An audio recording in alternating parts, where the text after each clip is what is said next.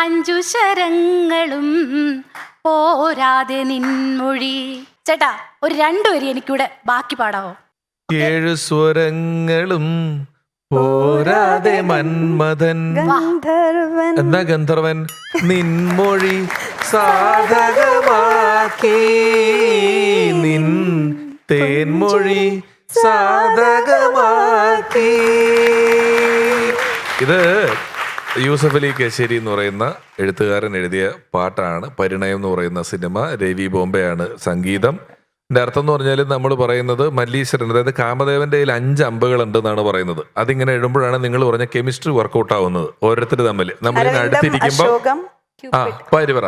അരവിന്ദം, അശോകം, ചൂതം, നവമാലിക, നീലോൽപ്പലം. 5 നിന്റെ മിഴിയിൽ നീലോൽപ്പലം, നിന്നുടെ ചുണ്ടിൽ പൊന്നശോകം, നിൻ കവിളിണയിൽ കനകാംബരം, നീയൊരു നിത്യവസന്തം. താത്തേ ഞാനൊരു ലോകത്തിലേക്ക് പോയി. വീരാനിക്ക എന്നെ നോക്കി പാടിക്കൊണ്ടിരുന്ന പാട്ടാണ്. ആണോ? അങ്ങനെ 5 അമ്പുകൾ ഇടുമ്പോഴാണ്. അപ്പം 5 ശരങ്ങളും പോരാഞ്ഞിട്ട് മന്മഥൻ നിൻ ചിരി സായകം എന്ന് പറഞ്ഞാല് അമ്പ്. Once Upon a Time season 4-ന്റെ ഏറ്റവും പുതിയ എപ്പിസോഡുകൾ മറക്കാതെ ഓൺലൈനിൽ കാണാൻ നിങ്ങൾ സബ്സ്ക്രൈബ് ചെയ്യുക.